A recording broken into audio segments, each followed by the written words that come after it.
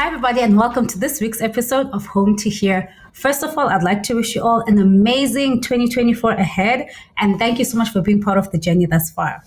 So, as you know, at Home to Hear, we talk to adult immigrants about their journey from their home country to wherever they are in the world today. And I'm really excited about today's episode because I get to do it with someone that I have known for how many years has it been, Liz? I think it's been 17 years, Tierney, so... Yeah. 17 years. It's a while. And once again, like I said, when I spoke to Ogaga, I'm going to do my best to keep it professional. So, like I already alluded to, her name is Liz, but I want to give her the opportunity to introduce herself to you all. So, Liz, who are you? Tell us about yourself. Who am I? I'm Tierney's friend. I'm so super glad to be here. Thanks so much, Tierney, for having me, and Happy New Year to everyone. I think I've seen so many amazing ideas come out of Tierney, so I'm excited to be as a friend, but just so glad to be here and participate in this amazing storytelling journey that everyone has been on. So like Tierney said, my name is Elizabeth. So I'm actually Kenyan.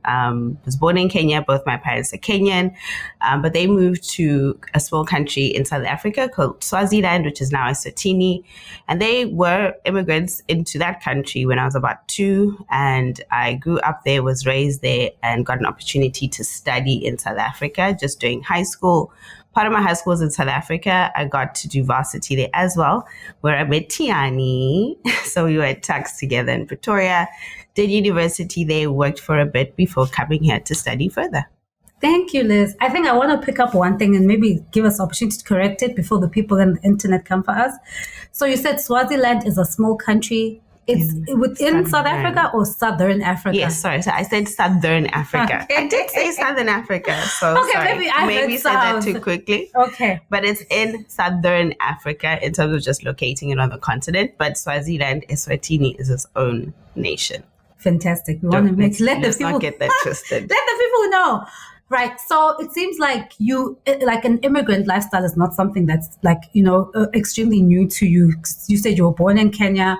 You grew up in Eswatini, you spent some time in South Africa. What has that, journey and season of living as an immigrant, kind of looked like from place to place? Sure. Well, I think the main thing for me is you have a unique sense of what home is just in general.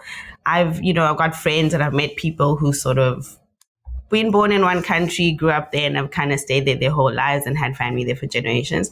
But I think the main thing for me is just having an understanding of home as places where the people I love are, that it's not a fixed place. So that's the one thing, is just I haven't had that opportunity to be like, this is home. I've got multiple homes. And I think that has also required me to, and actually more allowed me to just be able to go into a space and realize that there's going to be positives and negatives in that space. And I am allowed to love things about different places and things that I won't like without feeling like this crazy loyalty to one place or having me and them here and there, us and them type of view of places. Yeah. But like in a conversation, this is something that I really struggle with. I've told you guys about my background, about my background. When people ask me, I ask you rather, Liz, so where are you from? What's your immediate answer? So I give them the whole spiel. Everybody? I really do. So there's 2 reasons why I do it. So first of all, it's because of the questions that I know are going to come after. So if I say I'm Kenyan, you don't sound Kenyan. If I say, I'm Swazi, someone's going to pick up something that's not Swazi enough. If I say South Africa, then later on the interaction, they're going to be like, but I thought you said you were from. So literally, and this is obviously like Tiani, after years of introducing yourself, it becomes an art. And I'm like, listen, I'm going to cut out the questions that come out later. Let me just tell you why in our future interactions, even if they're brief ones and maybe I'm over introducing myself, I'm like, there's going to be some things that are going to be misplaced in your view about me. So I don't sound Kenyan. I don't think anyone necessarily thought that there was a Kenyan on the podcast when you started. But the reason why I say it is because that is who I am. I was raised by Kenyan parents, and when I went home and the one place in the world that they don't ask me where I'm from is Kenya, which is wild. When I'm in Swaziland, someone will always ask me in South Africa, but no one has ever asked me in Kenya, where are you from? So my family didn't just move to Swaziland. We went home so often. I know my home language. I know my family. It wasn't a foreign place. I think the first Christmas I spent in Swaziland, I was already a teenager. My parents didn't want to stay 30 years in Swaziland. So I have a real sense of home. So I will say I'm Kenyan.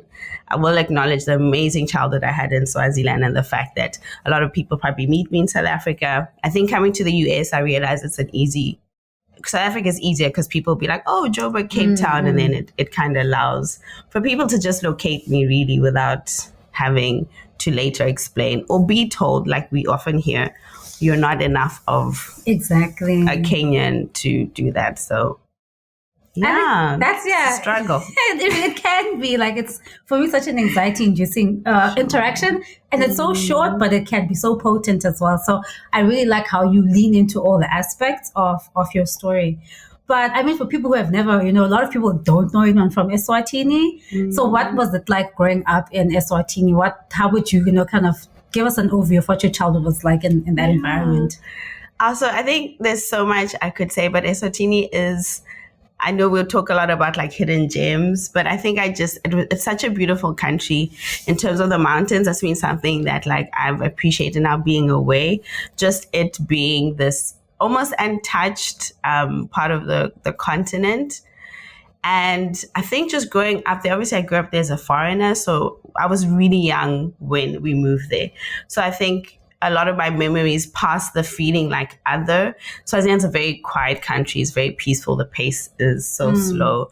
And I know a lot of people might not appreciate it, but I think once you realize how living in certain places can kind of not allow you to rest, Swaziland's very slow paced. And I think what I appreciate about it is Swazi people are very friendly.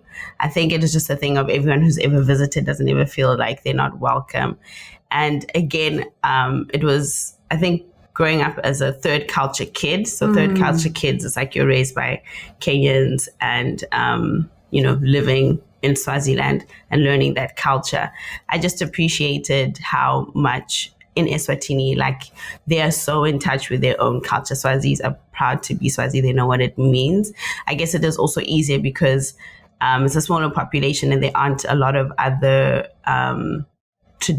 cultures in there. Everyone's Swazi. And so it's like a homogenous society in a sense. Exactly. Okay. So just how much their culture is so much a part of everything that they do, the way they do business and how they communicate, and just your average Swazi person going out there not feeling like they have to be anything other else than just being Swazi and what their culture has brought into their lives. Yeah. I think that's really, and I wonder what that's done for you now that, you've been with people who are so grounded. And I think it's pretty cool to also let the people know that Swaziland is a monarchy, right? Yes, it is. So those are the things like when you leave, again, trying to locate. And I think that's also maybe not something that we'll get into, is like when you're the first person that someone is interacting from, or it's the first time they're hearing it, it's like, what do you share? Because I think it's like, Eswatini is known, Eswatini is the last absolute monarch on the African continent. And some people may not know, but often the first thing that they would know is that the king has 13 wives, which I think is the thing that Jenny wanted me to say. And that's why I didn't say it. Because once you say, if you lead with that, then there's so many assumptions and connotations that come up about the people and the country, because it's like, how are you possibly an absolute monarch in 2023 and you've let this man have 13 wives? And I think that's why I don't lead with it. It is an interesting fact, but it doesn't sum up what Eswatini is. It's so much more than the place with the king with 13 wives. Do you know what I mean? It is. So yeah, that is just a fun fact about Eswatini, but definitely not. That is not the highlight. That is not the highlight. And I think, and like what I was going to with that is, so you came from a place where people are very grounded. People have a good, strong culturally secure in that sense. And now you're living, we'll come back to the South African chapter, and now you're living in Los Angeles where everybody is there chasing a dream. How has that affected you? Sure. How has that affected you? Yeah, I think, to be honest, and I did mention earlier, in those earlier years of being in a space where everyone is very much rooted in their cultural identity, and you are learning yours by proxy, and by proxy it's my parents. So I was the last born. My siblings had gone to school. They'd been at school in Kenya. I haven't spent a single day in a Kenyan school. I learned Swahili just listening to family, and when we went home to Kenya, because the idea was that we will speak Swahili, I learned just by listening. So I think, like, to be completely honest, I probably don't remember it all, but I think the earlier years were a bit tougher because you get such a big sense of like otherness. So being in Eswatini and you're not Swazi enough, being in Kenya, and you see these differences between you and your relatives. So that, I think, for me did I think I drew inside, and probably as a young person had a lot of insecurities because you're constantly trying to adjust. And this idea of like, okay, where do I fit in? Which I think is not a unique experience to third culture kids. If there are any parents listening, if there are any third culture kids, I'm not trying to say like we're broken, but that was the context in which I was now trying to find identity. But I'm really grateful, I think, as time went on and you kind of come into yourself in other ways. Like I knew what I was interested about, years where I was like exploring the meaning of life and finding my faith. And I think the simple answer to a very complicated question is just, I also realized that without having the story that I have, a lot of people are layered.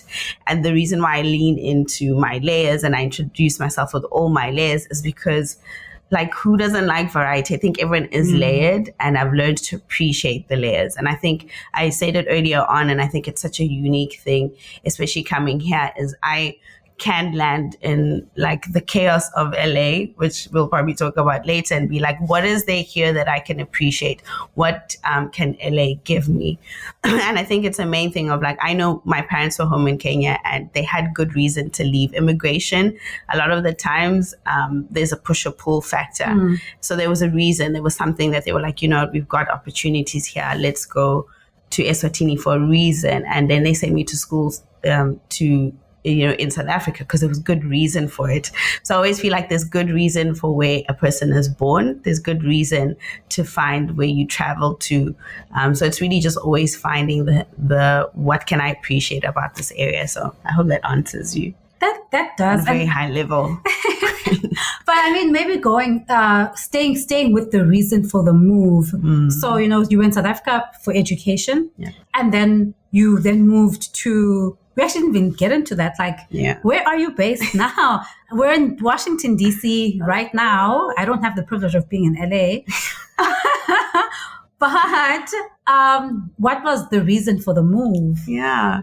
So I'm currently doing my master's let's do that. I'm in Los Angeles because I got a scholarship actually to just do my master's at UCLA. So really, really grateful. Just again, that answers a lot of questions, because when people ask you how, it's like, I don't know how else I would have been in Los Angeles apart from that amazing opportunity. So I think Tiani and I have sort of alluded to how long ago we were on campus together. So I think it is worth mentioning that the master's was always the plan. I'm doing it a bit later, and I know it's never too late to go back to school, but I know the average age in my classes and where I'm at on the scale of that. So I'm doing my master's in international human rights law and doing gender studies as well at UCLA. But it wasn't necessarily always the plan to do it full time here. But the opportunity came up at a stage in my life where I could. There was no reason that I couldn't. Circumstances had changed, and I sort of had a window to be like, listen, we were always going to do the master's. I assumed it would be like part-time and, other ways. But the main thing is that the opportunity came up and the stars aligned. Not all of them. I think there was an extent of not everything was perfectly aligned. But I just thought, if not now, then when? So I'm really, really glad. And just like a last bit, I'm only learning now that I'm here, that I'm in LA, and it sounds ridiculous, but I think when you are on the other side, funding is a huge thing, I think, coming to the US. So I really do think I would have gone anywhere that would have helped me to that extent, just because it wasn't like a, hey, this is something I'm going to do, but it was like I needed that much help and it came up. So yeah, I hope that answers you and gives context for everyone who's listening. About where you are right now, where you're here is. So you're here is in LA, and you're here for academic purposes. So take us to, so this is now January 2024. So you arrived in the US when? So I will be here 6 months on the 7th of Jan. So fresh off the boat, except I took a plane. But yeah. Yeah. Just arrived. So you've got the newbie on for the new year? Yes. Yeah. All right. So, obviously growing up in South Africa is like, and spending like a good chunk of your adulthood in South Africa, it's a very, very much a melting pot, quite international. You get exposed to a lot of different cultures, a lot of different people, and you have a pretty good view, I guess, of, what the United States is like.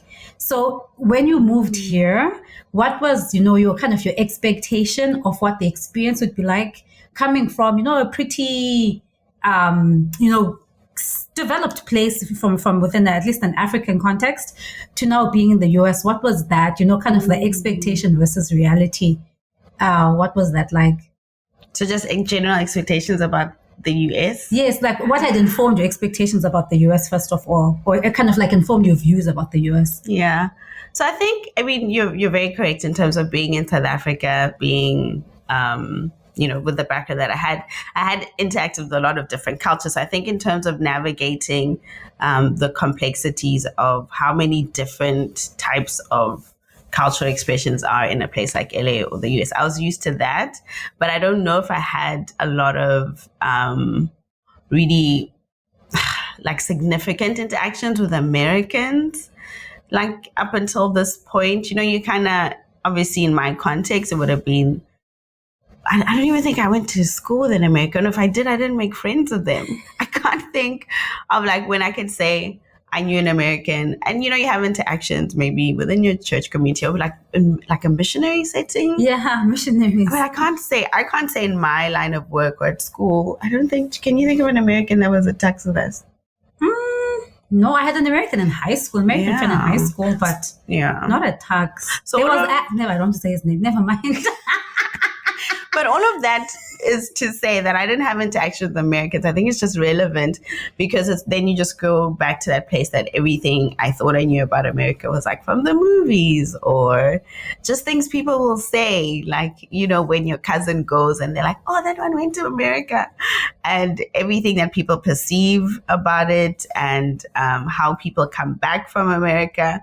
So I'm just starting off with that just to acknowledge that I don't think it was really in depth. So I had a lot of expectations of like being overwhelmed. I just had this idea of this is this huge, big, bad place. Not bad in terms of like, it's just, okay, it was just huge. It was going to be big and overwhelming. So that was a big thing.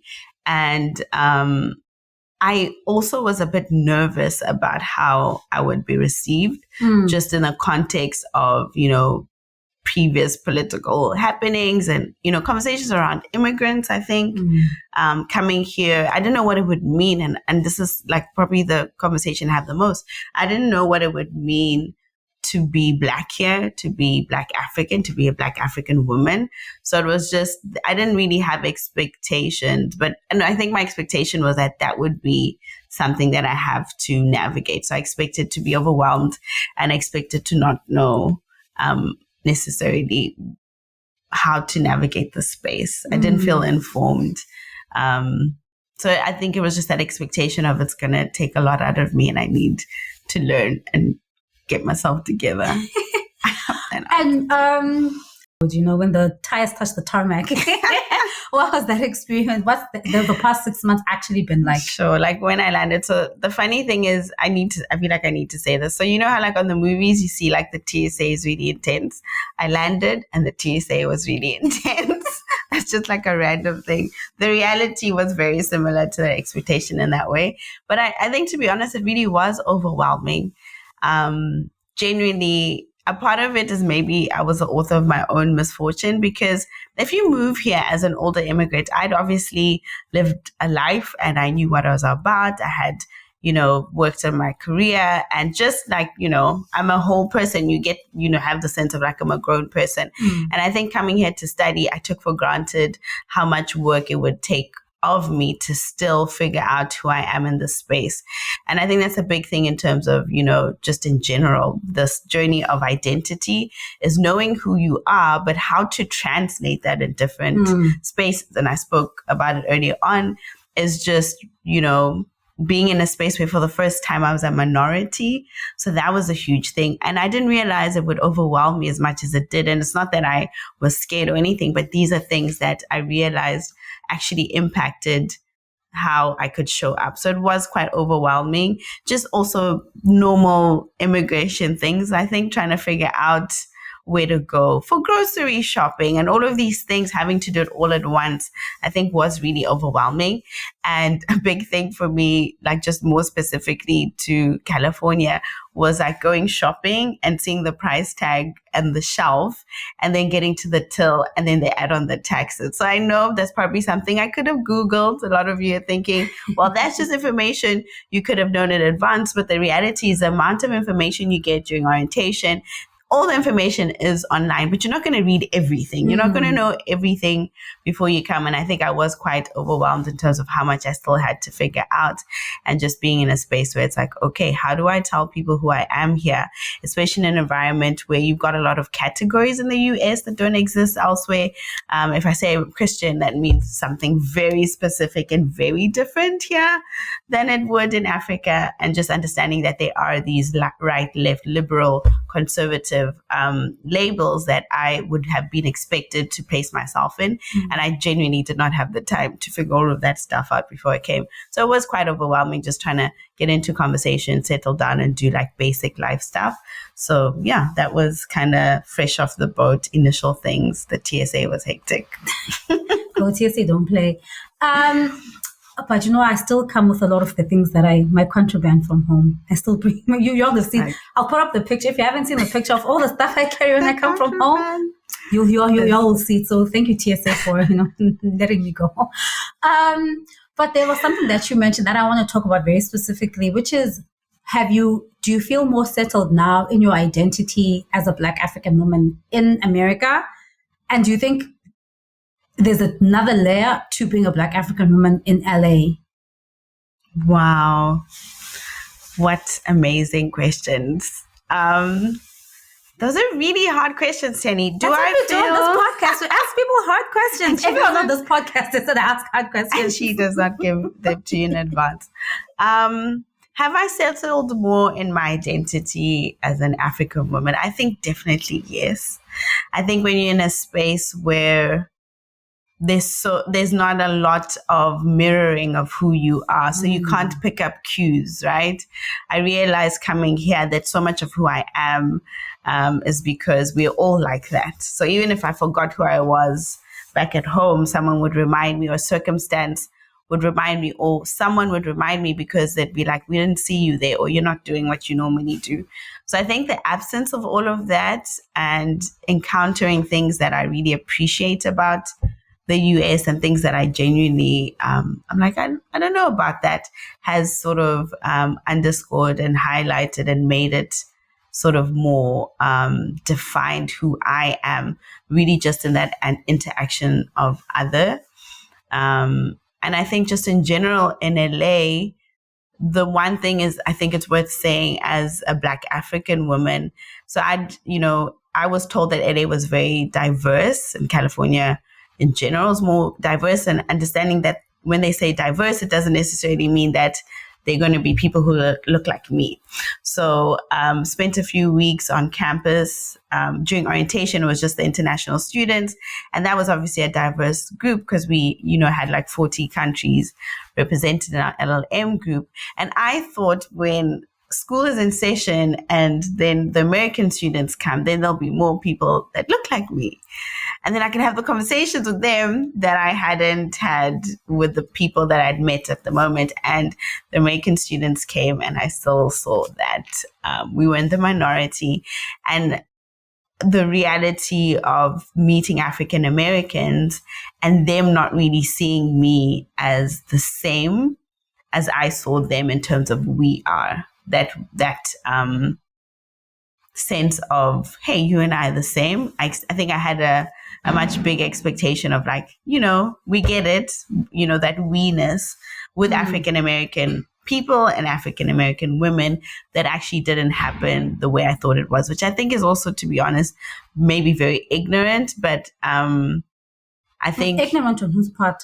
I think on my part, sort of assuming things, right? To be like, I think, okay, maybe not. I think, I just didn't, no one ever told me, you never told me. No one ever told me that I would come here. And then like African Americans don't necessarily, I think also the connection that they would have to Africa, right? So if I meet someone, like I'm here in DC for a conference and I met some Ghanaians and it was just like, hey, we're from Africa. And there were certain things that were just easy and totally smooth. And not even that I'd expect them to understand why I say you're all the time. That's such a struggle. People are so surprised that it's so crazy to be saying sure and you're, and no one understands. They all know at work. But the sure and the you're, because when I say sure, they're like, sure. And I'm like, no. So that's been a tough one. But I didn't expect that they would get those type of things, but that it would be like an immediate camaraderie, or just that we, get along or see things the same. So I think that was something that, especially in LA, which I think I'm actually not sure. I do apologize in terms of not being sure if that's actually just a LA specific thing. But I know at UCLA being in Westwood, obviously. So Westwood is a fancy place? Yeah. Okay. So, campus is like a Lani, walking distance. Yes, they say South Africa, Lani. And that's a reality. I think a lot of people who just come in, if you're going to be on campus, you're not going to see the reality of the city that you live in. Like we were in Hatfield and Pretoria, but when was the last time, if you were in Pretoria, if you were taxed, that you went to Hatfield? Hatfield is not Pretoria. I'm in Westwood. So everything that I've said is very much in the reality of Westwood isn't LA. I know it's a very specific enclave of the city, and that has been my experience there. I will say that other guests that I've had on have also expressed that, missing connection as the guests from Africa with, the African American community here. So it is something that is very much, there was, I guess, a level of expectation. People have, seen African American TV shows, and then they come here with that, feeling like, oh, I know these people. These are like, my people. And then you get here and that is not quite the reality. I think that there's a lot of, an extension of grace that needs to go both ways and open us to learning and, kind of taking away the, preconceived notions that either one of us hold. But it's, first of all, acknowledging that there's an amount of work that has to occur for that, that connection to exist. And so if I did not inform you accurately, if it was false advertising on my part, I apologize. But I think, and I'm glad that you are aware of it. And I mean, is it something that you want to actively work on or work toward? In terms of making those connections, I think I think what you said is so true in terms of not taking anything for granted. I mean, I think even when it comes to identity and community, like we're not entitled to each other as people. I think that sense of you need to embrace me or we need to get along is actually rooted in some degree of entitlement. And I think because initially I was so overwhelmed by not being able to see people look like me and wanting to say certain things and ask questions that I couldn't ask the people I'd met. I think there was a need where I was just like, I need this room to breathe with someone else of color and have these conversations. And that because it was an immediate need. But now with time, I think I've sort of settled in, and I'm in that place where I think no matter where you are, no matter who you are, whatever group of people you identify with, it's a privilege to connect. Like just appreciating and honoring what it means to know someone, that you aren't entitled. You have no entitlement to be a friend to someone, that if someone gives you their time or shares anything of themselves, then you need to just appreciate that, like just that human connection from human to human. You have given me some of yourself. You've given me part of your story. You've given me some of your time. And that, I think, kind of settles all the other logistics. Is like, whatever you are, whatever I assumed about our interaction right now, I want to hold the honor and just realize that it's a privilege if we get to know each other and if we get along. Let me find out about you and not assume that we have to get along. So I think it was just coming out of that initial bubble of, what am I doing? Someone tell me how to navigate this space. Well, I'm glad. It sounds like you have a really great plan and a great approach, approach to how you want to proceed. So one of the things we like to ask our guests, and thanks for telling us, about what your process has gone through around identity. And one of the things we want to know is, in terms of values, what values are you still holding on to from home? So, like I mentioned, I'm from Kenya, but specifically Mombasa. So I'm from the coast, and coastal people are known to be warm and welcoming. And I think that's been a huge thing in terms of coming here and realizing that it's not that people aren't warm and welcoming, but I think the US culture is very respectful of boundaries, and really that question of, we don't, like, an invitation, I think, can be seen very differently here. I think back at home, if someone invites you into something, it's really out of, we want you to be a part of us, and, almost like a thing of affection. And that's been something that I've held on to, really needing to, in a space where, even in the program that I'm in, that there's a lot of other international students from very different cultures, like from Europe and Asia and that sort of thing, where we've had situations where it's very easy for people to get into their cliques. And I think a big thing in terms of body language, like being in circles where someone would come by, and if someone's got like their back turned into them, just to be like, can we just include this person in this conversation? So that's something that I had moments where I was just like, wow, no one is doing this in this space. I really realized that it's not necessarily something that's as natural in other cultures. And that's something that I've really held on to just as far as I can, like just including people and being warm and welcoming. I hope I have been with the people that I've interacted with. But that's definitely something that when I was here, I realized was such a big part of who I am and home, and a value, again, in learning when you interact with the other, what you really hold on to. Yeah. That's good. I mean, and that's so important, so necessary. That's really interesting around, maintaining that sense of warmth. And what about things that you have, something that has changed, a value that has changed, that you have either picked up here or something from home that you feel like doesn't serve you anymore?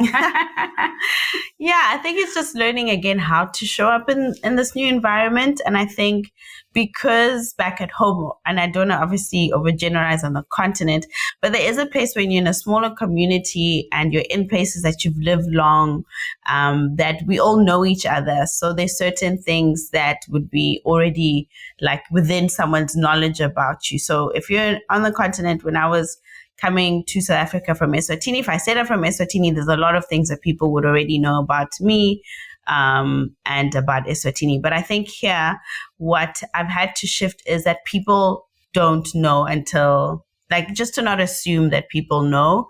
I think one thing that I think is very true to East African culture is that idea that you don't speak for yourself. So if you're a prominent person in society, even in Eswatini, in Swazi culture, but I think it didn't serve me to sort of think that people would learn about things or make assumptions about my capabilities. I really had to say it expressly.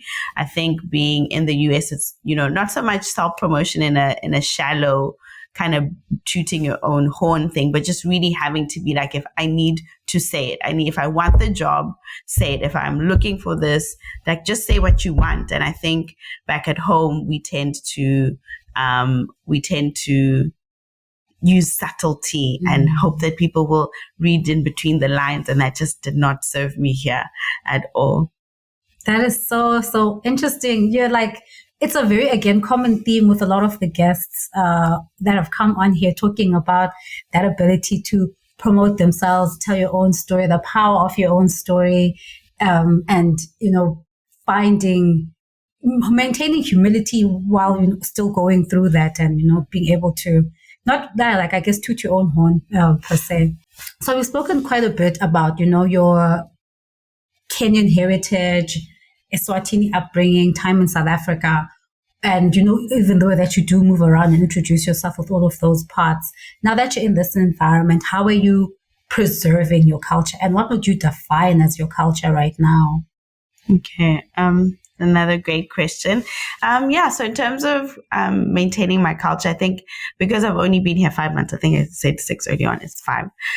But it's still very relatively new in terms of trying to get settled. And I think, if anyone's doing a 1-year program, just keep your wits about you, because the moment you settle in, you're into finals and then it's done. And I'm already halfway through my program. So just, little 2 cents there.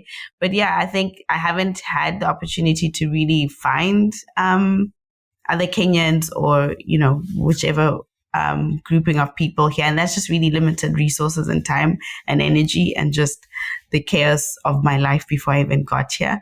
But that's for another podcast. So I haven't necessarily been able to connect here, but I have when I came to LA. Literally, I was so grateful to have friends and family who knew someone here that was Kenyan. So just getting in touch with them when I see them sort of being able to process everything that's happening with a fellow Kenyan. They're very few, but I have made efforts to see them. I'm really fortunate to have one of my mom's sisters here, also in California. So I, as soon as finals were done, just got on a bus and I was like at home, and I stayed home and I cooked, food from home with her, because I'm currently not in a place where I cook for myself. But there's a lot of events on campus, wherever there's an East African meeting, kind of connecting there and also learning what that looks like on an LA campus, and connecting with Tiani, coming to see her when I can, and staying in touch, I think, with people at home has been a really big part of me, just being like, okay, this is who I am and this is how we do things. And as actually asking people, I was very clear with people. I was like, if I start acting weird or if there's things that I say or show up differently, it's not about not letting, people not letting you grow, but just being like, but hey, that's not really something you used to do or believe or value before you went. Can you just help me, like take me in the journey in terms of what's changed? So not necessarily people who are like, you can't change or grow, but who have given permission in my life to say, hey, how is this still in line with the values that you told me you were holding to the last time we spoke, or who you said you were? I like that. I like that. And now you're going to be a little upset with me, but I'm going to ask you another hard question. And then we'll move on to the rapid fire question. Okay. And even in this conversation, as your friend who's known you for 16 years, I actually did learn quite a lot about you. Yeah. So final question in this section. This has been so much fun. Even as your friend who's known you for so long, I learned a couple of new things about you. Like that I did not teach you. Did not set the right expectations about some aspects of American life. Apologies. But do you see yourself being able to make the United States your home?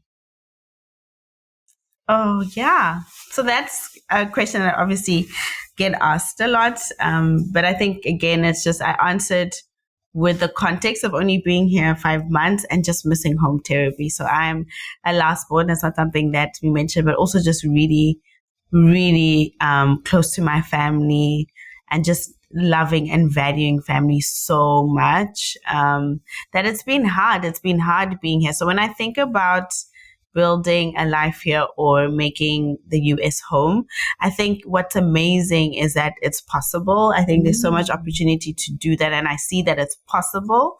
But I think the idea of what it would require I think the main thing for me would just be opportunity to go back. I would definitely be able to stay if I had, if it is in a scenario where I could go home very often, and that obviously has its own requirements in terms of what my stay here would look like. But I'm definitely not completely opposed to it. But I think the genuine answer is not right now. But I know I'm going to be here for a little longer, and anything can happen. I'm definitely open. And I was never open before I came. So that's also worth mentioning, is I was like, I'm there 9 months, done. I'm not even going to stay. Don't need to know what is possible in terms of me staying. So it's definitely something that could still shift, but it would require a lot of awesome opportunities and a lot of things coming together in a really big way to kind of tip the scales in terms of just going back to family and the life that I'd built there and being able to reconnect with everything. Okay. And I know I said that this was the last thing, but I want to just pull on that string. So around it, like the fact that you changed your mind from, initially saying that you wouldn't stay here. Because I am that way. Like, you guys know, this podcast really is me trying to find, extended therapy through other people's stories, because I'm at that, point where I have to decide, like, where do I actually want to be? So I'm asking this, like, genuinely, like, how did you make that shift? So I think a big thing was that when I obviously hadn't been here, so there's so many amazing things about being in the US that obviously I don't think any guest or all the podcasts could unpack, and I think my uncle and aunt put it so well before I came here, is that back at home, there's ideas or conversations that are happening and starting that in the US, there's already an organization and a company or multiple people who are already doing what you're just thinking about. So you could find community or group of people. There's so much more that is already being done and developed here that people are just starting conversations about back at home. And that's been a big thing for me in terms of realizing that there's so much more I could achieve in terms of my personal career goals and the line of work that I'm in, just being here and tapping into what has already been figured out because of resources, because of time. And there's the places where limitations exist back at home that have been overcome here. You really don't want to rush back to start something new, or definitely you don't have to reinvent the wheel, but being able to kind of take the classes way in advance and get all the lessons that have already been learned, and going back with that, I think is the main thing that tipped the scale for me. And also, just like I said, there's so many awesome things about being here. Again, the opportunities I've had to see you here has kind of also taken away that idea of like, I'm so far away from home and everyone that I love, but that there's people here that I do love and that I will grow to love, and I can still find love and home actually here. So just that idea that it was possible when it wasn't before, and just in terms of like the goals and the things I want to achieve, that it would actually serve me better to spend more time here before I go back. Yeah. Well, thank you. That was helpful for me. That's very helpful for me. So thank you, Liz, for that. Now we're going to move over into the rapid fire section. So with the rapid fire, just, give us the first thought that comes to mind when you hear the question. Ready? Home or here? Definitely home. I think I've explained that quite a bit. I'll just leave it there. Okay. Favorite food at home? Favorite food at home definitely has to be pilau. It's a rice dish it's such a quick and easy thing, and it really conjures a lot of memories of my mom, because she would do it so quick and easy, and it was like amazing all the time. And she passed away in 2021. I haven't tasted pilau as good as hers since. I can concur. Favorite snack here? Favorite snack here is that, it's like a puffed popcorn snack, but it's like in triangles. So it's like chips. It's popcorn chips. Have you seen those? It's called Popped or something. Yeah. Oh, yeah, I've seen. I don't like those things. I was like, who's being interviewed? I love those things. They're amazing. So we ask our guests to give us a song that helps to describe your home country. So if a person has never heard music from your home country, and I'd like to decide which home country you want to pull from, what song would you recommend for them to listen to? So I recommended two from Kenya, because I'm Kenyan. But the one is called Kata. Like it means, it's almost like, I think for the South African friends when it's like, okay, maybe I shouldn't make a reference to Singala Cake because that also had its own connotations. But kata means to cut. So it's a song that is really, it's an old Kenyan song, and it's from Mombasa. So that's very specific, just like really giving a shout out to the area in Kenya I come from. So it's not typical in terms of the sound across the the country, but definitely typical to my region. Like, so that's a traditional song. It's called Kata, and it just is about like basically like dancing. Okay. So when you say it's like, basically moving your waist, I think would be the best way in terms of how the song plays out. And it's by Mombasa Roots. I think it doesn't even have an artist. It's so long, but there's a version on YouTube with that. And then the second song is by Sauti Sol, and it's called Sura Yako, which means your face. And I think, it's just one of those underappreciated facts that Swahili is like actually a really romantic language. I don't know how you feel about like Bantu languages, but I think there's a perception that some African languages are very harsh and they're not romantic. But I think Swahili is a very romantic language, and that's like a love song. So Surayako is like your face. It's a love song. And Sauti Sol has done amazing things in terms of being what, I don't know if the kids are still listening to it, but at least they did so well in terms of taking Kenyan music outside on a global stage, because everyone knows Sauti Sol. So just a bit of both, little like something old and something new. So those are my two songs. Thank you. Thanks for that. Well, those songs are going to be on the playlist, so you will definitely hear them. What is your favorite memory from back home? Ooh, now that's the question of which home.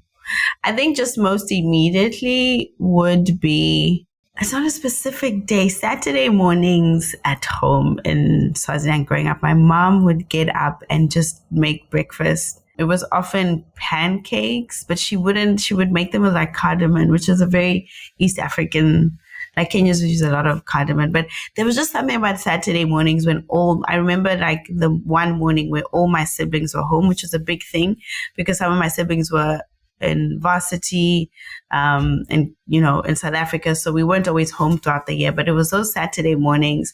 Like I remember a particular one where everyone was home and everyone was just doing what they do on Saturday mornings. My dad was out in the garden. My mom was busy in the kitchen. My sister had just come because she's a morning person.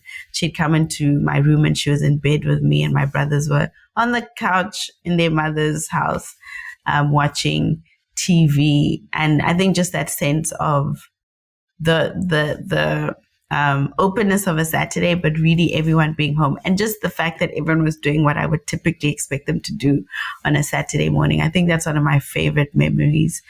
Before things got complicated, before people got jobs, wives, and work, and we just couldn't have them the same without the responsibilities that now we all have as adult siblings, and obviously the absence of my mom. That is my favorite memory from home. That. Thank you for sharing that with us. What is a very American thing? Now you're talking about something that's very, very specific to home. What is a very American thing that you have experienced here where you're like, ain't nowhere else in the world where they do this? Oh, there's so many things.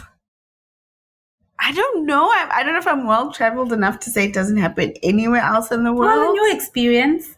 But I think it is, I don't know if this is a valid answer, just the uniqueness of language. I think I don't know if it's correct to call it American exceptionalism, but just being in a space where like there's this clear thing of like Americans will find every opportunity they can to do something an American way.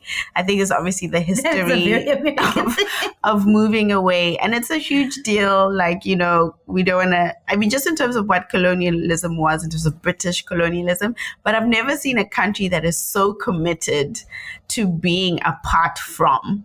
I think even in language, like such a big part of being here is learning I've been speaking English my whole life and I'm still learning American, because it's just this idea of like, yes, that's what they might use for, like that word might be used for this, but in America, girl, I've been this fighting. Is what we call it. I want my U's back. And I want to drop the Z. There's no need for Z's to be in so many, to be used in so many sentences, like just general discourse and like spelling.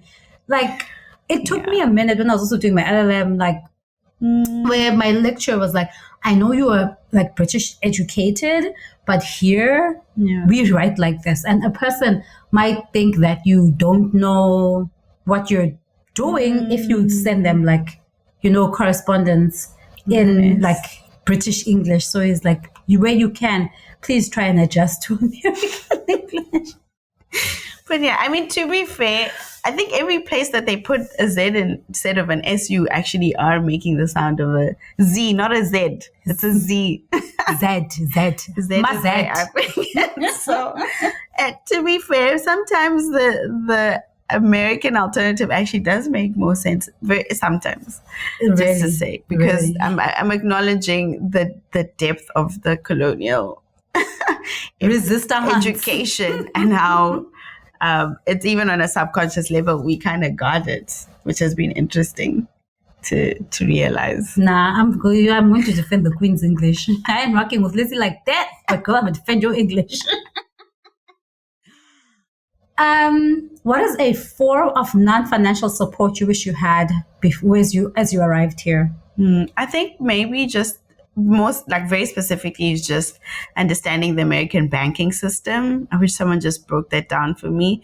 And I think I alluded to it earlier on, was just someone saying, listen, when you go there, just really someone breaking down what it means to be, not that they would explain to me what it means to be Black African, but just like we said, don't make the assumptions that it's gonna, it might be awkward or difficult, or there might be these ideas around you because you are coming from this space.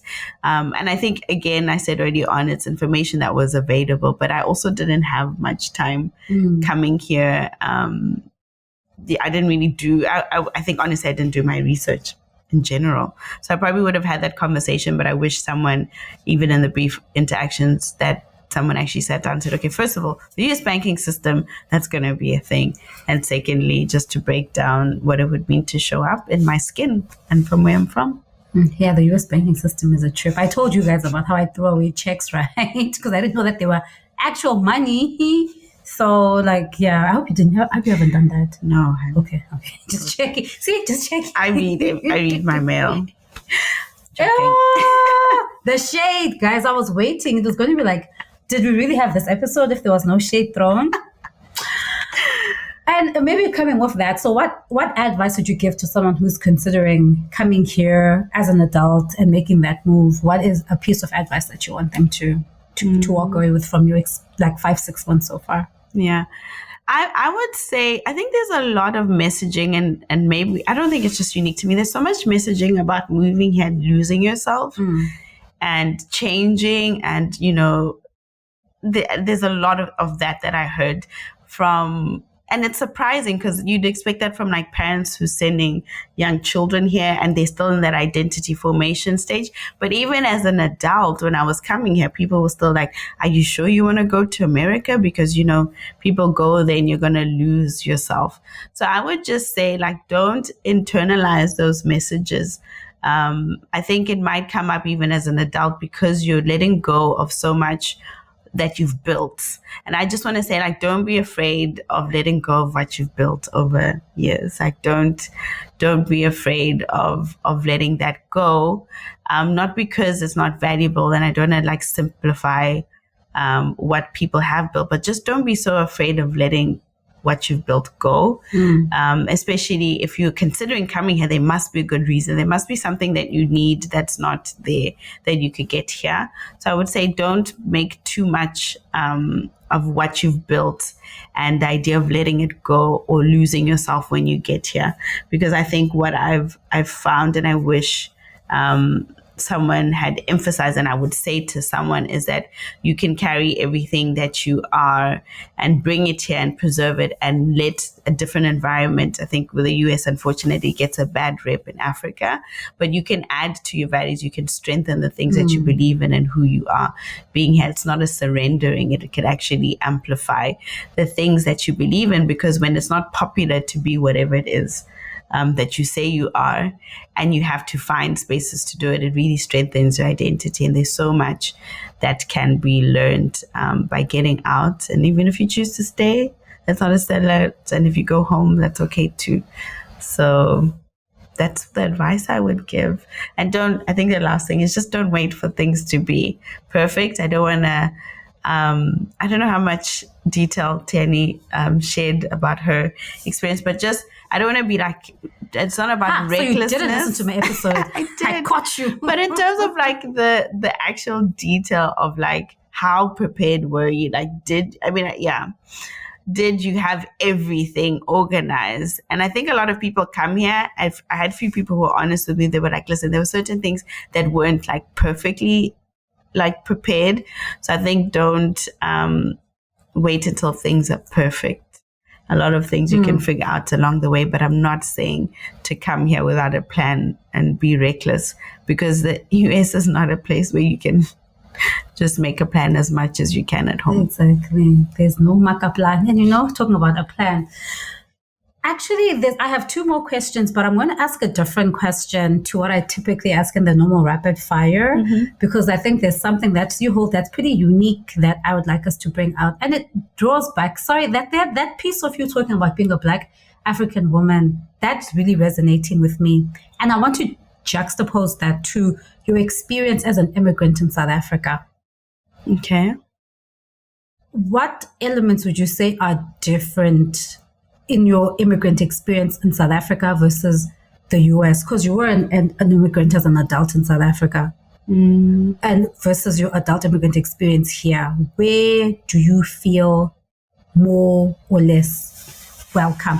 And I know South Africa, we have a really nasty reputation around xenophobia, but I really think I want to get those perspectives from you. Yeah. I would say in general, so as like being an immigrant in South Africa, I think there is a place, with certain periods of like, xenophobia rising. There is this a big perception of your presence negatively affects me. So I've taken a job. I'm sitting in a place that a South African would, and that it's almost seen. I think what it's felt like, I'd rather you're not here. And not in like obvious ways, but I think there's awareness when you're foreign in South Africa that you've done that. But I think there is a presumption, and I'm not sure, that it was on merit. And I think coming here, especially as a Black female at a higher education institution post George Floyd, there's I think there's a lot. I think many of your viewers would be aware in terms of politics around immigration in the US, so I wouldn't unpack that, especially. So it's post Trump, post George Floyd. There's a sense of you're probably just here because of the color of your skin, because you're from Africa, and it's like I think there's more of a I'd rather you're not here, but it's different because there's not that sense of you're in the place I would have been. Because in the US, I feel like there's so much less scarcity. And I'm not trying to say at all that there aren't people who are struggling in the US. That is not what I'm saying. What I'm saying is in South Africa, there is in terms of the economy, there is more scarcity where there is so much less to spread out. That I think here, it's like, okay, you're not here, but I'm fine. You're not necessarily taking food from my child's mouth into yours. But I think back at home, it has those undertones where I'm like someone in South Africa starving because you're here. And I think it then just changes the nature of it. Because I think you almost like here, I just feel like I'm an inconvenience or an irritation versus that slight anger undertones that I would have experienced in South Africa, where someone would rather find a way to get me out. I think in the US, I just kind of feel like I'll just carry on with my life. Thank you. Thanks for that. That really is something, and it's a view, like I said, that you as like one of our guests has a very unique perspective on that, having had the adult immigrant experience in South Africa and now doing it here in the US, and just around how those race and discrimination relations can feel like on for you, and what your lived experience has been. So thank you for that. Final question: has here become home? I would say no, but I'm really grateful to have found bits of home in friends that I've made, family that I get to see here, and people like you. I've found bits of home, but I definitely say I haven't found home here yet. And that's fine. And, we're constantly journeying. We're constantly journeying. But what I do appreciate is that you are open. You're open to it. So, Elizabeth, thank you so much for coming and joining the pod. This is my first in-person pod.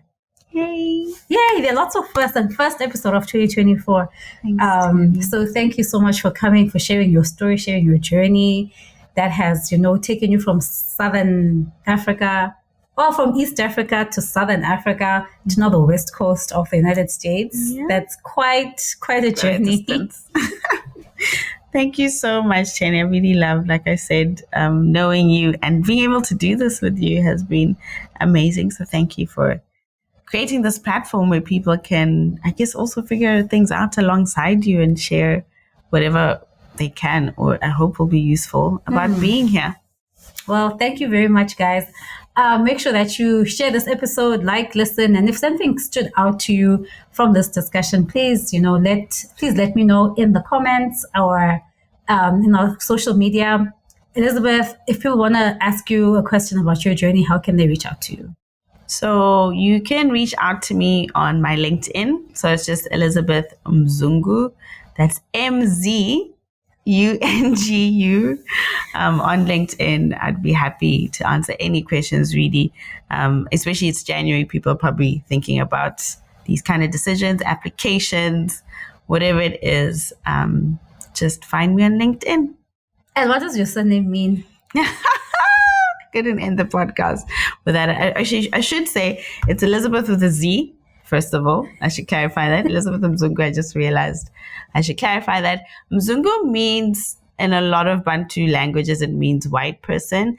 But actually, in terms of how it became my family name, it's not just so much about whiteness, but I think being in the coast, it was a landing place for a lot of Christian missionaries. So it's this idea of, in a lot of cultures, if someone is seen, helping a white person, it was actually used as a mocking thing to be like, oh, look at you, you hang out to the white people. But it also speaks to the fact that there's relatives in my family that actually helped facilitate that process of letting people who've come from far away trying to do good in a space to just navigate it. And I think that's what I said. It's a big part of my culture is welcoming people and being able to facilitate connection. And that's what I think about when I think about what was meant to be an insult for some of my ancestors was actually speaking to the fact that they were able to be like, you know what, we're willing to help, despite your views on what it meant for Christian missionaries to come in that space. Another podcast for another day. But I think even the work that I do in legal mediation is just being that space of, it doesn't help to other people or mock any sort of proximity that you have with people that you don't agree with, that there's always room to like find some common ground in a way that very different people can interact and serve each other. So there's a lot of meaning. So that's also like wanderer, which is very interesting. It's someone who moves around until they find the right place to settle. That was something that I think my brother's best man found out at his wedding when he was making his speech. So thanks, Rulani. So it's not just a white person. Well, thank you, Elizabeth Mzungu, for welcoming us to your story. Thank you, guys. Have an amazing day. As we like to say here, have the day you deserve. Bye. Bye. Thank you for listening to today's episode. If you enjoyed the show and you want to stay connected, make sure that you are subscribed and following us on your favorite podcasting platform, which does include YouTube. Your support means the world to me, and it helps me to keep bringing you this type of content. Also, don't forget to rate the podcast, give us a good rating, and to leave a review, leave a comment, because your feedback also helps to shape the show, and it lets me know what type of stuff you guys want to keep hearing and seeing. Lastly, if you have any questions, feedback, suggestions, DM me on our Instagram account, which is Home to Hear. We can't wait to hear from you. Bye, guys.